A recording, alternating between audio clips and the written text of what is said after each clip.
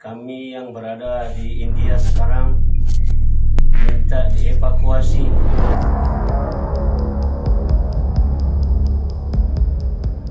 Ratusan WNI jamaah tabligh di India minta pulang. Yang suruh ke sana siapa? Saat ini ada 664 WNI jamaah tabligh yang terkunci di India. Mereka tersebar di 33 lokasi isolasi di 12 negara bagian di India. Seluruh WNI jamaah tabligh tersebut sempat ditempatkan di satu tempat isolasi. Namun kemudian dipecah ke 34 titik karantina. 27 orang di New Delhi dan sisanya di luar New Delhi. Sebelumnya, mereka berangkat beramai-ramai ke India untuk mengikuti acara tahunan tabligh jamaah pada tanggal 13 hingga 15 Maret di New Delhi, India. Konferensi tabligh jamaah itu berlangsung di tengah maraknya pandemi COVID-19 di seluruh dunia. Padahal banyak orang yang memilih stay at home. Pada tanggal 22 Maret 2020, markas besar jamaah tabligh disegel oleh pemerintah India dan sekitar 2.500 jamaah yang berada di sana diisolasi tanpa ampun. Pemerintah India marah besar dan menuding pertemuan tabligh akbar itu sebagai penyebab lonjakan coronavirus terbesar di India. Tak ayal lagi, para WNI jamaah tabligh yang ingin pulang ke tanah air itu ditolak mentah-mentah oleh otoritas setempat karena India saat ini sedang menerapkan lockdown di negara mereka untuk meredam penyebaran virus corona. Para WNI jamaah tabligh itu wajib hukumnya menjalani isolasi.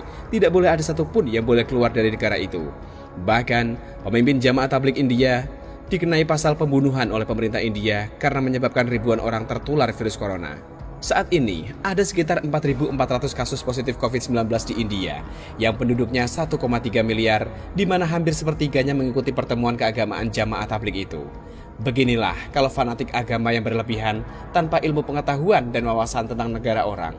Padahal yang namanya ibadah itu kan ya nggak perlulah jauh-jauh. Allah hadir dalam hati setiap manusia dimanapun mereka berada. Tidak perlu jauh-jauh ke India segala. Kini mereka menjerit, meratap dan memohon kepada pemerintah Indonesia agar segera mengevakuasi mereka dan memulangkan ke tanah air.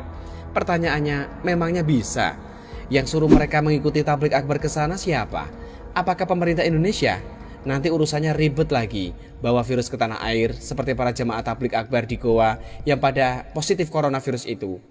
Ulah mereka ini 11-12 dengan ulah Rizik Syihab yang ngacir ke Arab atas kemauannya sendiri. Setelah dikepret oleh pemerintah kerajaan Arab Saudi, sekarang baru mengemis minta tolong pemerintah Indonesia memulangkannya ke tanah air. Memangnya yang suruh dia ke Arab sana siapa? Pemerintah Indonesia. Pemerintah Indonesia tentu saja ingin memulangkan 664 WNI jamaah tabligh itu. Tapi tentu saja tidak bisa, karena pemerintah India menerapkan lockdown secara ketat.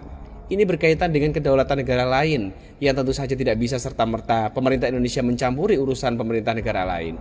Contohnya para pecalang Bali yang mengusir para bule yang tetap nekat mandi di Pantai Kuta.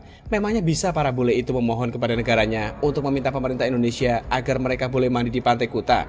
Tentu saja tidak bisa, bukan? Bukan hanya WNI jamaah tabligh akbar di India saja, kebijakan otoritas pemerintah India juga menyebabkan puluhan ribu warga negara India yang berada di luar negeri juga tidak bisa pulang ke negara mereka. Lantas apa istimewanya mereka? Alasan mereka karena hidup mereka susah selama diisolasi. Setiap hari hanya disediakan nasi dan kari isi kentang, sementara untuk minum ada air putih yang rasanya seperti kaporit. Toh para WNI jamaah tabligh akbar di India sana dikasih makan oleh pemerintah India, tidak dibiarkan mati kelaparan, bukan? Inilah akibatnya kalau sibuk cari surga di negara orang.